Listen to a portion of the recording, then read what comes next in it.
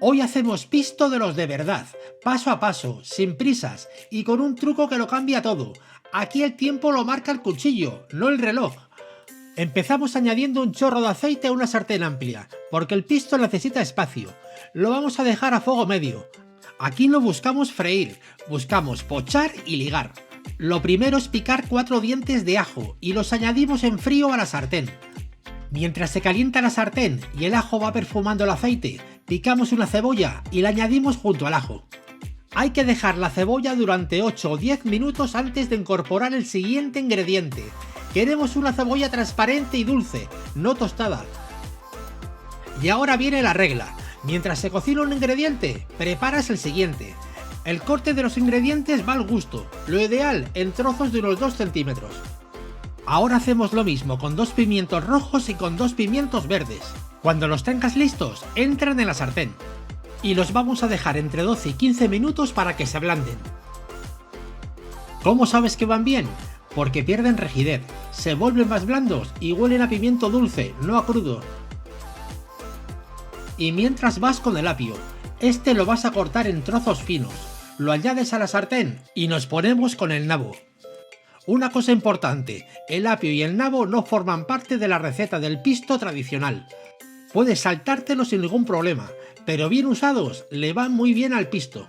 Y apúntate este dato. El apio no sabe a apio como tal, se integra y realza el sabor de las demás verduras, y el nabo aporta cuerpo y un dulzor muy suave, que contrarresta la acidez del tomate sin necesidad de añadir azúcar.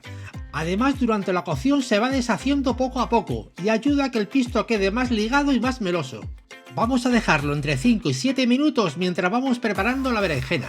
La cortamos en dados y la dejamos entre 8 y 10 minutos. La berenjena chupa aceite. Si ves la sartén seca, añade una cucharada de más, no la ahogues. Y mientras, cortas el calabacín. El calabacín siempre el último, porque es el más delicado. Este tiene que estar entre 5 y 7 minutos. Buscamos tierno, pero que siga siendo calabacín, no puré. Añadimos sal. Ahora bajamos a un fuego medio bajo con la sartén tapada y dejamos 10 minutos para que todo se abrace. Cuando todas las verduras estén ya bien pochadas, es el momento del tomate y del pimentón. El tomate es el que define el pisto, pero también es el que aporta acidez, y aquí es donde el nabo, si lo has usado, cobra todo el sentido. El nabo aporta cuerpo y un dulzor suave que contrarresta la acidez del tomate sin necesidad de añadir azúcar.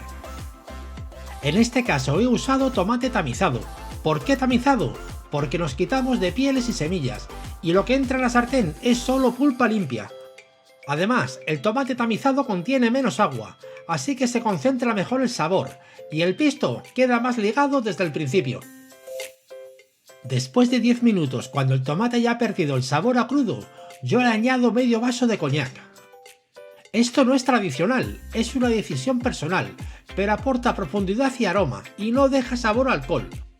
Mi recomendación es que si lo tienes, lo uses. A partir de aquí dejamos al pisto a fuego medio bajo, cocinando 20 o 30 minutos más, removiendo de vez en cuando. No buscamos que se seque del todo, pero sí que no quede líquido suelto en la sartén. El punto perfecto es cuando el tomate está bien cocinado y las verduras están melosas y ligadas.